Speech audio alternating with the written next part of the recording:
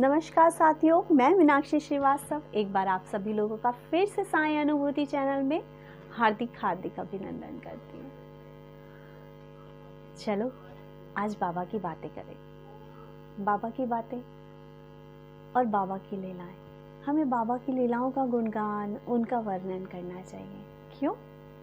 क्योंकि साई सचरित्र में बाबा ने खुद कहा है कि यदि आप मेरी लीलाओं का गुणगान करते रहोगे तो आपका जीवन सफल हो जाएगा। और साईं डिवोटीज से मेरा ये अनुरोध है कि बाबा की लीलाएं, बाबा का एहसास हमें हमेशा करते रहना चाहिए। इसलिए करते रहना चाहिए क्योंकि जब हम बाबा के बारे में बताते हैं ना, तो मुझे ऐसा लगता है कि हमारे अंदर का जो ब्लड है ना, वो बहुत प्योर होने लग जाता है और बहुत उसका फ्लो बहुत अच्छा हो जाता है। बाबा की बातें करने से चेहरे पे एक अलग सी मुस्कान आ जाती है, आईज ब्रॉड हो जाती है, क्योंकि हमें यह एहसास हो जाता है और हमें लगता है कि है एक ऐसी शक्ति जो हमारे साथ है, जो हमारा कुछ बिगड़ने नहीं देगी। संकट आएंगे तो जरूर, लेकिन बाबा है ना, बाबा हमें संभाल लेंगे।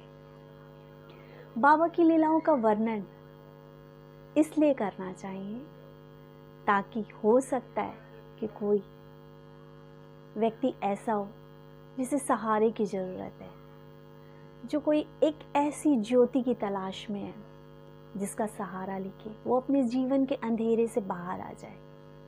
इसलिए हमें साईं की लीलाओं का वर्णन करना चाहिए। और इसके अलावा कलयुग के लिए जो एक बात कही गई है, कलयुग केवल नाम आधारा, सिमर सिमर जन उतरत पारा। यानी कलयुग में यदि आप नाम जाप करेंगे तो आपका अंत जो है वो तर जाएगा, आप भवसागर तर जाएंगे। आज मैं आपके सामने जो एक बात कहने जा रही हूँ वो एक कमेंट से रिलेटेड है। जैसे कि आप जैसे बहुत से लोग कमेंट करते हैं, अपने अनुभव भेजते हैं और अपने बारे में बताते हैं। किसी को कोई परेशानी होती है तो वो लिखते हैं कमेंट के अंदर। ऐसे ही एक साईं डिवोटी हैं, उन्होंने मुझे एक कमेंट लिखा। आज तक वो अनुभव नहीं, आज तक उनकी वो जो बात है ना, वो मुझे बहुत हर्ट करती है। उन्होंने मुझे कुछ गलत नहीं कहा, लेकिन उन्होंने जो लिखा था ना, वो मुझे दुख देता है। वो इसलिए दुख देता है क्योंकि उन्होंने मुझे लिखा कि मैं आपसे बात करना चाहता हूँ। क्यों? क्योंकि उन्होंने बहुत से साईं को मानने वालों से बात करी है, बहुत से जिनके साईं चैनल हैं उनसे बात करी है, लेकिन उन्हें कभी भी सेटिस्फैक्शन नहीं हुआ। तो मैं सिर्फ और सिर्फ उन भैया से, उन सज्जन व्यक्ति से सिर्फ ये कहना चाहूँगी कि जिस व्यक्ति को साईं बाबा के नाम से, साईं बाबा की भक्ति से सेटिस्फैक्शन नहीं हुआ, क्या उस व्यक्ति को साईं के किसी डिवोटी से बात करके सेटिस्फैक्शन हो सकता है? जिसको साक्षात साईं सेटिस्फाइड नहीं कर पाए, उसे हम जैसे भक्त क्या सेटिस्फाइड कर पाएंगे? बाबा आपको सेटिस्फैक्शन किसी से नहीं दिलाएंगे। आपका सेटिस्फैक्शन आपके अंदर है। जिस दिन आप निश्चल होके बाबा को नम्रता से प्रणाम करोगे, अपना सारा अहंकार भूल के बाबा को नमस्कार करोगे, अपने घमंड को साइड में रख के बाबा को नमस्कार करोगे, बाबा को मानोगे। ये मत सोचो कि हाँ, जैसे उसकी बाबा ने सुनी, अब मैं भी बस बाबा मेरी सुन लेंगे, और बस ये हो जाएगा वो हो जाएगा, ऐसा कुछ नहीं, ऐसा कुछ नहीं है दोस्तों। बाबा एहसास है, और कोई दूसरा व्यक्ति आपको बाबा के लिए सेटिस्फाइड नहीं कर सकता।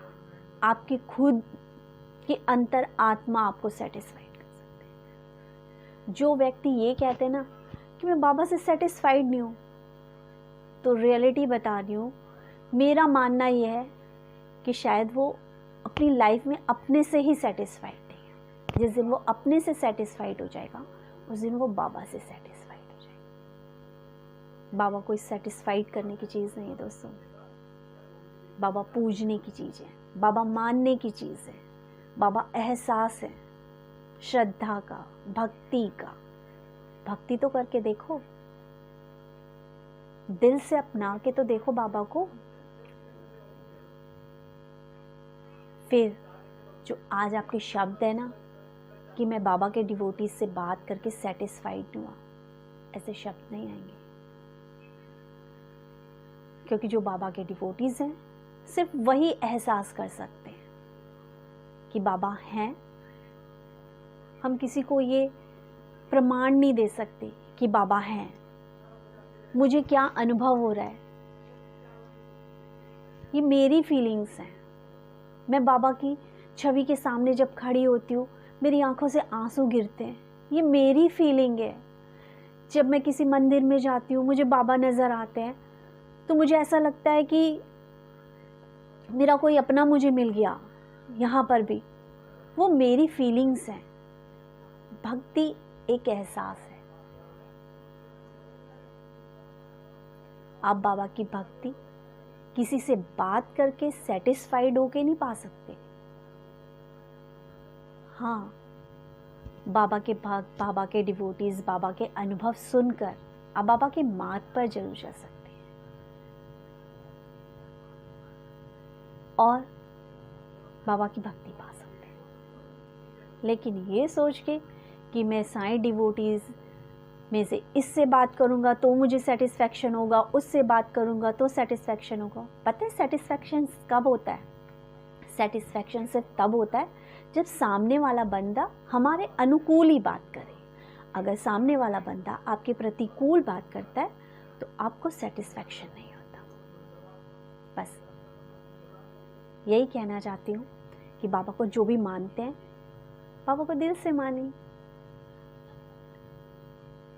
बाबा तो आपकी लाइफ में ऐसा सेटिस्फैक्शन ला देंगे कि फिर कोई भी प्रतिकूल परिस्थितियां आपको डिगा नहीं सकती।